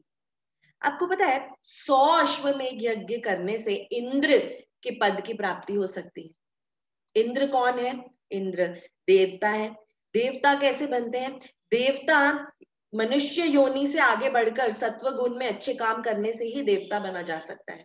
तो मैं आप हम भी इंद्र की, ब्रह्मा जी की पद की प्राप्ति कर सकते हैं।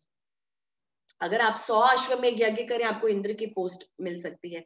अगर आप 100 साल तक, 100 मनुष्य योनियों तक, 100 मनुष्य जन्म तक अगर आप वर्णाश्रम धर्म का अच्छे से पालन करते हैं आपको ब्रह्मा जी का पोस्ट मिल जाएगा। पर तो क्या, उसके बाद क्या?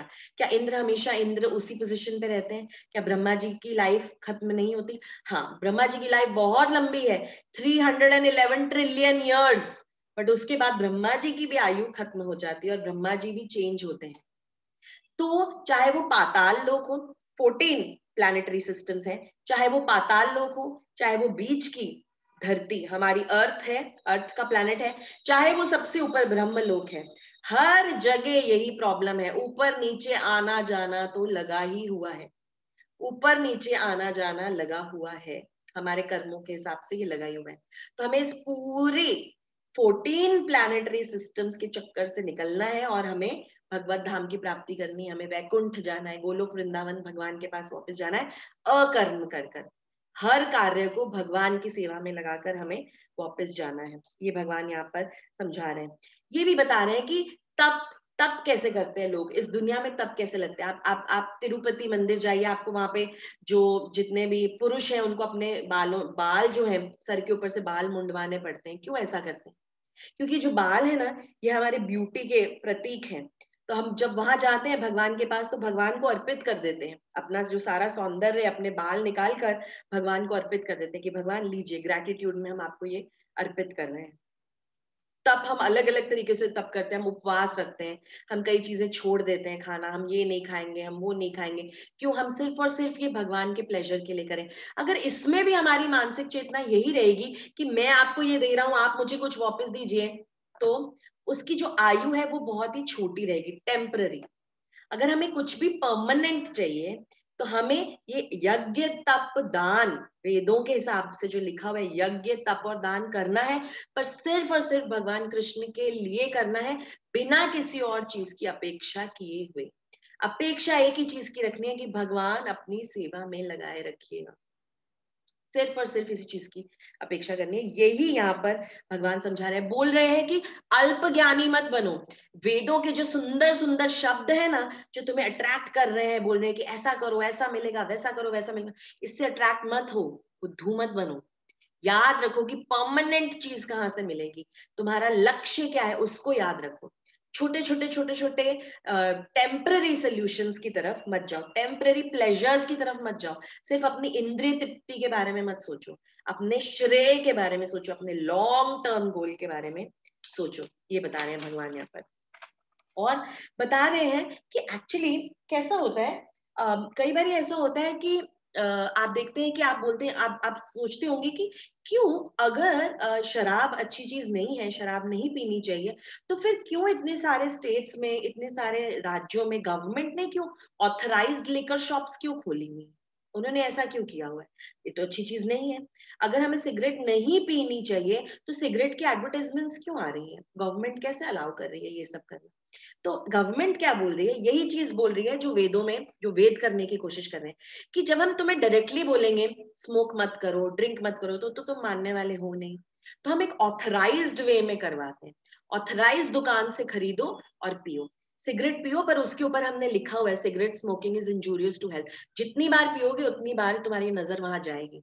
फिर भी अगर तुम नहीं समझोगे तो वो तुम्हारी मर्जी है, वो तुम्हारी अल्प बुद्धि है। ऐसा ही वेद भी कर रहे हैं, हमें अट्रैक्ट कर रहे हैं अपने सुंदर सुंदर शब्दों से, अपने सकाम कर्म से अट्रैक्ट कर रहे हैं, पर किसकी तरफ ले जा रहे हैं? भगवान की तरफ ही ले जा रहे हैं। तो ऑथराइज तरीके से ले जा रहे हैं।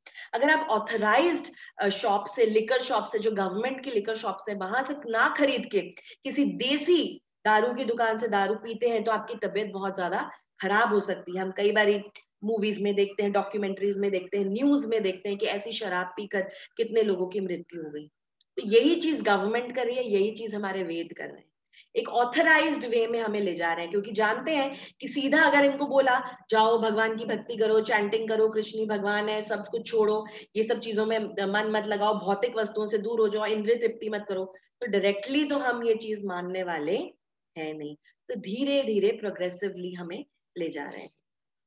आगे बढ़ते हैं। हमारा 2.44 जो श्लोक है उसमें बता रहे हैं भगवान कि जो भी लोग, इंद्रिय भोग से रिलेटेड ही है, जो भी लोग इंद्रिय भोग तथा भौतिक ऐश्वर्य के प्रति बहुत आसक्त है, भोग कर लूं, ये भी मुझे मिल जाए, वो भी मुझे मिल जाए, बहुत कंफर्टेबल लाइफ हो, लग्जूरियस लाइफ हो, ऐसी वस्तुओं से जो मोहग्रस्त हो जाते हैं, उनके मन में भगवान के प्रति भक्ति का दृढ़ निश्चय नहीं होता। क्यों नहीं होता? क्योंकि माया जो भगवान की ही दूसरी एनर्जी है, वो तो खड़ी है, ताक लगा के खड़ी है। जैसे ही आप भोग और ऐश्वर्य की तरफ गए, वो फटाफट वो भी आपको आलिंगन में ले लेती है। डिसीजन हमें लेना है, कृष्ण की तरफ जाएं या माया की तरफ जाएं। जैसे ही हम कृष्ण को छोड़कर माया की तरफ जाते हैं, भोग ऐश्वर्य चीजें लेना, तो माया हमें फटाफट वो भी हमें आलिंगन में ले लेती है और फिर हमें कृष्ण के पास जाने नहीं देती, क्योंकि वो भी कृष्ण की एनर्जी है, उनको भी ड्यूटी मिली हुई है, वो भी वो ड्यूटी करना चाहते हैं। तो सबसे बड़ी जो रुकावट है कृष्ण के प्रति, कृष्ण की तरफ जाने में, कृष्ण की तरफ उन्मुख होने में, उनकी सेवा करने में उन्मुख होने में, जो सबसे बड़ी रुकावट है वो यही है, इंद्रिय तृप्ति। हमेशा हमेशा हमेशा अपने भोग के बारे में सोचना, ये खा लें, वो खा लें, ये अच्छा लग रहा है, वो अच्छा लग रहा है, ये पहन लें, ऐसा दिख लें, ये इसी से हमें सबसे ज्यादा प्रॉब्लम हो रही है, क्योंकि हम इस भौतिक फीवर से ग्रसित हैं कि बस हमें ज्यादा से ज्यादा चाहिए, ज्यादा से ज्यादा हमें चाहिए। पर हम ये भूल जाते हैं कि जब भी हमें कोई फीवर होता है और हम डॉक्टर के पास जाते हैं, तो डॉक्टर दवाई तो देता ही देता है, दवाई के साथ साथ डॉक्टर क्या बोलता है, ये चीजें मत करना। मैं दवाई तो दे रहा हूँ, बहुत खांसी जुकाम हो रहा है, पर ठंडी चीजें खाना मत, आइसक्रीम मत खाना, कोल्ड ड्रिंक मत पीना। तो हमें दोनों का ध्यान रखना पड़ेगा। दवाई तो लेनी लेनी है, पर जो डूज एंड डोंट्स हैं उनको भी फॉलो करना बहुत जरूरी है। तो हम इस जो भौतिक फीवर से निकलना चाहते हैं, तो हमें कृष्ण कॉन्शियसनेस की दवाई तो लेनी ही लेनी है, उसके साथ साथ जो नियमों का पालन है वो भी करना है। नियमों का पालन करना है कि किस तरह से हम अपनी इंद्रिय तृप्ति को कम करें, धीरे धीरे धीरे अपनी डिजायर्स को कम करें, और फिर अपने आप उस स्टेज पे पहुंच जाएंगे जब हमें कोई डिजायर होगी ही नहीं। ये बता रहे हैं भगवान यहाँ पर, और बोल रहे हैं कि जितना तुम एंजॉय करने की कोशिश करोगे ना, उतनी तुम्हारी जो इच्छा है एंजॉय करने की वो बढ़ती जाएगी। आप ये ट्राई करके देखिएगा।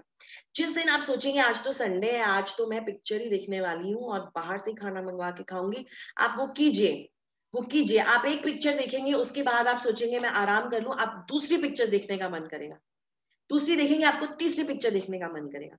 इसी के कॉन्ट्रास्ट में अगर आप एक संडे ये एक्सपेरिमेंट करें कि आज मुझे टीवी से ऑफ रहना है, हर रोज तो मैं टीवी देखती ही हूँ, आज संडे है, आज मैं आध्यात्मिक कुछ सुनूंगी, भगवान में ध्यान लगाऊंगी, कुछ चैंटिंग करूंगी, सात्विक भोजन बनाकर भगवान को भोग लगा के खाऊंगी। आप वैसा करेंगे तो आपकी इच्छा उसी में बढ़ेगी। जो हम करते हैं उसी के डिजायर हमारी बढ़ती रहती है, पर हमें अपने मन को कंट्रोल में करके प्रैक्टिस करनी है सत्व गुण के कार्यों को करने की। ये प्रैक्टिस हमें करनी बहुत जरूरी है। ये प्रैक्टिस नहीं करेंगे तो मन तो हमारा चंचल है, वो हमें ले जाएगा अलग अलग जगहों पर, उस घोड़े की तरह जो जहां पानी देखता है, जहां खाना देखता है, वहां मुड़ जाता है। वो ये भूल जाता है कि उसको तो सीधा जाना था। तो इसीलिए फिर हमें घोड़े के यहाँ पे वो लगाने पड़ते, ब्लिंकर्स लगाने पड़ते, ताकि घोड़ा यहाँ वहां देख ही ना पाए, वो सीधा ही जाता जाए से। ऐसा ही हमें अपने मन के साथ करना है। जैसे आप सोचिए, अगर आप कहीं गए हैं किसी पार्टी में या कहीं पे, और वहां पे गुलाब जामुन सर्व किया जा रहा है, और गुलाब जामुन आपकी फेवरेट स्वीट है, तो आपका फ्रेंड आपको बोलता है यार मुझे पता है तुझे गुलाब जामुन बहुत पसंद है ना, तू तू एक नहीं तू दो खा। ओके ओके, हम बहुत खुश हो जाते हैं यार, कितना अच्छा मेरा फ्रेंड है, वो जानता है मुझे गुलाब जामुन पसंद है, दो गुलाब जामुन खा लेते हैं। अच्छा लगा ना गुलाब जामुन, ले दो और खा ले। नहीं नहीं नहीं नहीं नहीं नहीं नहीं नहीं नहीं नहीं नहीं, खा ले यार, मुझे पता है तुझे गुलाब जामुन बहुत पसंद है, दो और खा ले यार, कुछ नहीं होगा, आज रात को खाना मत खाना यार, अगले हफ्ते तक, पूरे हफ्ते तक गुलाब जामुन मत खाना, आज खा ले। तो हम चार गुलाब जामुन खा लेते हैं। उसके बाद वो कहता है और खा ले यार, एक और खा ले, सिर्फ अपनी फ्रेंड के लिए खा ले यार। तो बोले अच्छा ठीक है यार, तू इतना बोल रहा है तो मैं खा लेता हूँ। 5वें 6वें 7वें गुलाब जामुन के बाद, हालांकि वो आपको इतना पसंद है कि आप खा पाएंगे, और आपकी शायद नीयत होगी खाने की, पर आपका पेट, आपका जो शरीर है वो आपको अलाउ नहीं करेगा खाने के लिए। तो उस समय आप बोलेंगे बस बस बस बहुत हो गया, नहीं अब मैं और नहीं खा सकता। आप तो, मुझे तृप्ति मिल गई, अब तो मैं, मतलब मेरे को सेटिस्फैक्शन मिल गया, मुझे कभी गुलाब जामुन नहीं खाना है। अगले ही दिन फिर से गुलाब जामुन आता है, क्या रिएक्शन होगा आपका? क्या आप बोलेंगे कि नहीं मैं तो तृप्त हो चुका हूं, अब मैं जिंदगी में कभी गुलाब जामुन नहीं खाने वाला? नहीं, हम वापस वो गुलाब जामुन खाएंगे।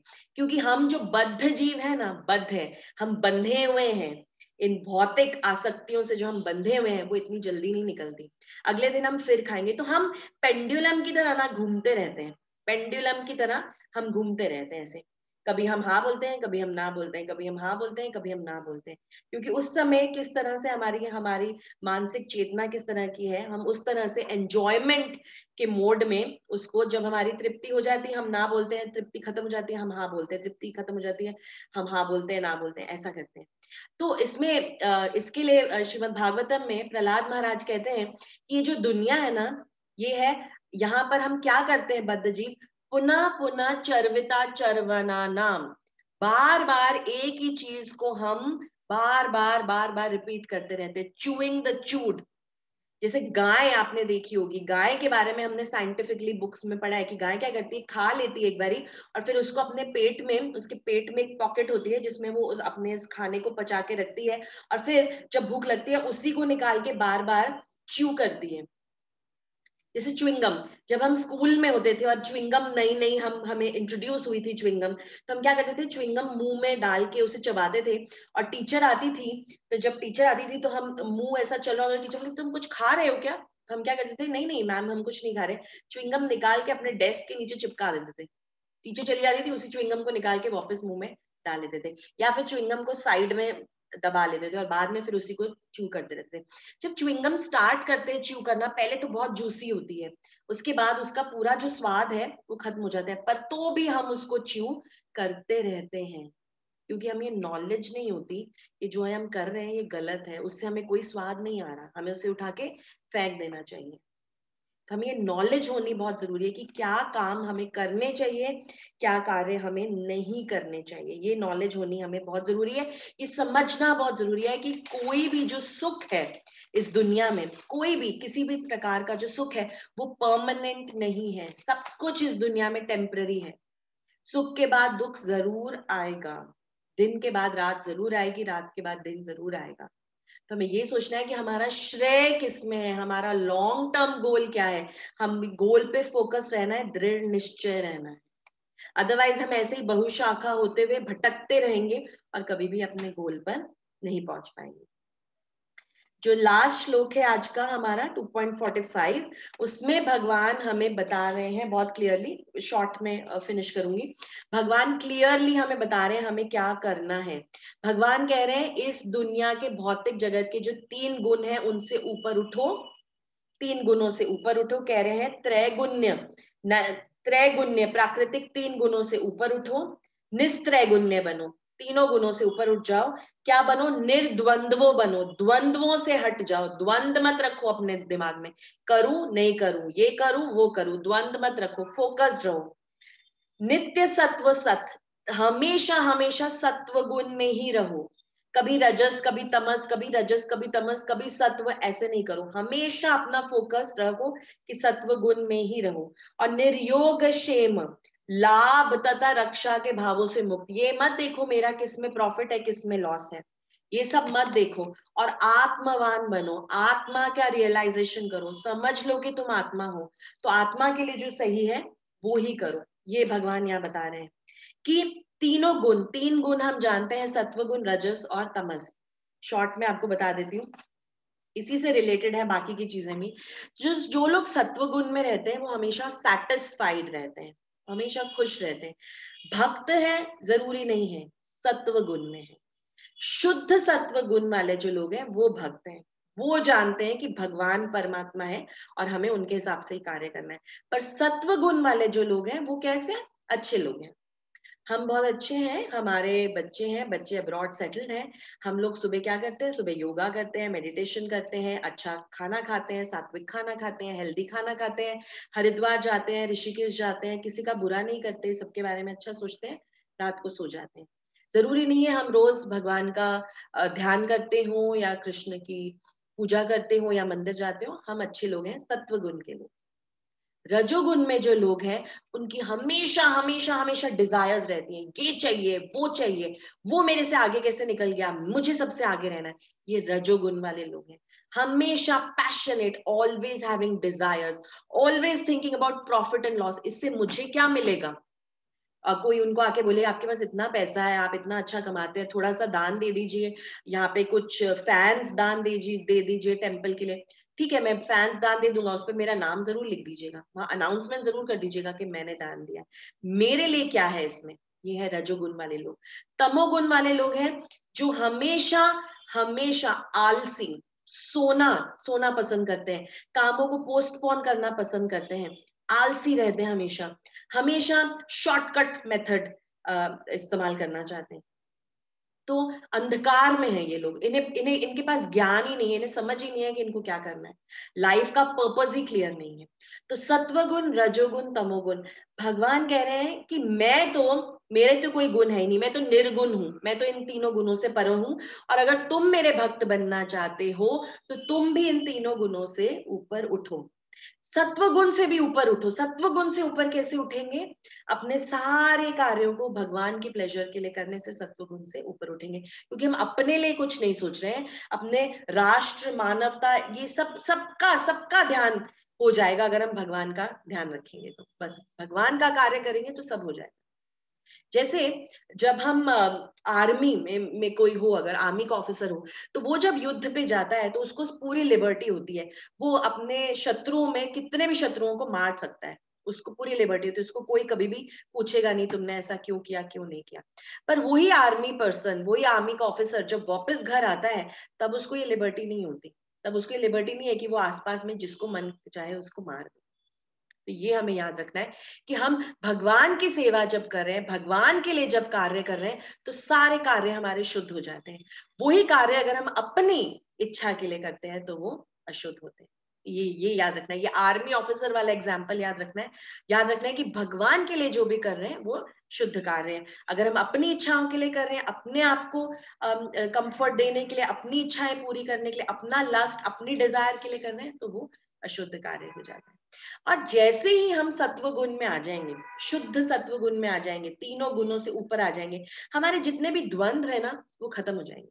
द्वंद्व, क्या करना चाहिए, क्या नहीं करना चाहिए, क्या ठीक है, क्या ठीक नहीं है, मेरे हिसाब से तो ये ठीक है, आपके हिसाब से ठीक नहीं होगा, पर मेरे हिसाब से तो ये ठीक है, क्या करूं क्या नहीं करूं, कैसे कैसे करूं। जब भी गर्मी होती है, बहुत गर्मी होती है, अहमदाबाद में तो 47 डिग्री तक टेम्परेचर हो जाता है, तब क्या जो माँ होती है घर की, तब क्या वो किचन में जाना बंद कर देती है, तब क्या वो कहती है कि मई के महीने में मैं खाना नहीं बनाऊंगी। वो तो तब भी खाना बनाती है अपने बच्चों के लिए। वो इस द्वंद्व में नहीं आती कि किचन में तो एसी नहीं है, मैं खाना कैसे बनाऊं, बाकी के सभी लोग तो एसी रूम में बैठे हैं, मैं क्यों जाके खाना बनाऊं। वो इस द्वंद्व में नहीं आती। तो इन द्वंद्वों से ऊपर उठो। विवाद, झगड़ा, लड़ाई, कौन से विवाद, झगड़ा, लड़ाई, सिर्फ बाहर की नहीं, सिर्फ फिजिकल झगड़े नहीं, ये झगड़े जो हमारे अंदर हो रहे हैं, हमारे अंदर जो लड़ाइयां चल रही हैं, उनसे हटो, उनसे दूर हटो। कि एक्चुअली मुझे ये खाना तो नहीं चाहिए पर मन कर रहा है खाने का। एक्चुअली अभी कोविड का प्रॉब्लम चल रहा है, बाहर गोलगप्पे खाने तो नहीं चाहिए पर देख के मन कर रहा है खाने का। एक्चुअली मुझे इतना, अब मेरा मेरा पेट तो भर चुका है, मुझे और नहीं खाना चाहिए, पर तो भी क्योंकि बहुत अच्छा बना है मैं और खा लेता हूँ। ये द्वंद्व है, ये द्वंद्व है। कितना अच्छा कार्य करूं, कितना नहीं करूं, मुझे अपना फायदा भी तो देखना है ना, मैं हमेशा दूसरों का ही फायदा देखता रहूंगा। ये द्वंद्व है। तो जैसे ही हम शुद्ध सत्व गुण में आ जाएंगे, हम सभी द्वंद्वों से परे हो जाएंगे। तो इन द्वंद्वों से परे रहना है हमें, और हमेशा हमें सत्व गुण में रहना है।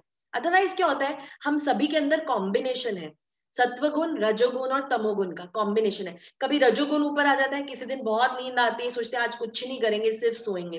किसी दिन बहुत कंपेटिटिव हो जाते हैं, आज तो मैं करके ही रहूंगा सब कुछ, आज तो मैं सब कुछ जीत के ही रहूंगा। किसी दिन सत्व गुण में आ जाते हैं, नहीं यार सबका भला होना चाहिए, मैं भी ऐसा दान करूंगा कि सबका अच्छा हो। तो हमारे अंदर कॉम्बिनेशन है। तो भगवान कह रहे हैं इन तीनों गुणों से ऊपर उठो और हमेशा सत्व गुण में रहो, कि रजो और तमोगुण को ऊपर आने ही मत दो, ये भगवान बता रहे हैं। और बोल रहे हैं कि अपना प्रॉफिट और लॉस छोड़ दो, तो मेरी मेरी शरण में आ जाओ, प्रॉफिट ही प्रॉफिट है तुम्हारा। ये भौतिक क्या प्रॉफिट और लॉस के पीछे जा रहे हो, जो टेम्परेरी है, जो कुछ टाइम के लिए, कुछ टाइम के लिए नहीं है। और एंड में बोलते हैं कि आत्मा में स्थित रहो, अपनी आत्मा के प्लेटफॉर्म पे आओ, समझो कि तुम आत्मा हो, तुम शरीर हो ही नहीं, तो तुम क्यों इन सभी उधेड़ बुन में लगे हुए हैं। तो ये आज के श्लोकों में भगवान ये बता रहे हैं कि क्या करना चाहिए, क्या नहीं करना चाहिए। शोक से बाहर निकलो अर्जुन, तुम एक आत्मा हो, तुम इन तीनों गुणों से भी ऊपर उठो, तुम सिर्फ और सिर्फ अकर्म करो, अकर्म करो, सभी कार्यों को मुझे समर्पित करके करो, फल की चिंता मत करो। फल की चिंता करते हुए जो भी हम कर्म करते हैं वो फिर हमारे फायदे के लिए होता है, वो हमारी डिजायर पूरी करने के लिए होता है, वो फिर अकर्म नहीं होता। और अकर्म नहीं करेंगे तो कुछ ना कुछ कर्म तो करेंगे, बिना कर्म के तो रह नहीं सकते, या तो अच्छे कर्म करेंगे या बुरे कर्म करेंगे। बुरे कर्म करेंगे तो नीची योनियों में जाएंगे, बहुत नुकसान होगा। अच्छे कर्म करेंगे, मीठी वाली सौंफ खाएंगे, अच्छे कर्म करेंगे, स्वर्ग में जाएंगे, पर वहां पे भी पुण्य का काउंट कभी ना कभी तो खत्म होगा, क्योंकि स्वर्ग जाके तो भक्ति करेंगे नहीं, तो वापस गिर जाएंगे, वापस गिर जाएंगे तो फिर से कर्म अकर्म विकर्म का चक्कर चालू हो जाएगा। तो इजीएस्ट शॉर्टकट अकर्म करो, कर्म करो। समझ जाओ, कैसे समझोगे कि भगवान कृष्ण ही परमात्मा है, उन्हीं के लिए मुझे सब कार्य करना है? गुरु के माध्यम से। सिर्फ अपना दिमाग लगाने से नहीं समझ पाओगे, गुरु के माध्यम से समझो। तो इन शॉर्ट ये है, गुरु के माध्यम से भगवत गीता समझनी है, समझना है भगवान कृष्ण परमात्मा है, सारे कर्म उनको समर्पित करने हैं, फल की चिंता नहीं करनी है, तीनों गुणों से ऊपर उठना है। ये इन शॉर्ट। यहीं पे अपनी वाणी को विराम देती हूँ। कोई प्रश्न हो तो पूछेगा, इसके ऊपर मनन कीजिए, चिंतन कीजिए, सोचिए इसके बारे में। कोई प्रश्न हो तो पूछ सकते हैं पर्सनली भी, या व्हाट्सएप पे ग्रुप पे कैसे भी पूछ सकते हैं, पर पूछिए प्रश्न, क्योंकि हमारा जो लक्ष्य है वो एक ही है मनुष्य योनि में आने का, वो है जिज्ञासा, ब्रह्म जिज्ञासा, अथा तो ब्रह्म जिज्ञासा। सिर्फ यही यही हमारा लक्ष्य है। तो जरूर इस लक्ष्य को पूरा करने में दृढ़ निश्चयी बनिए। हरे कृष्ण।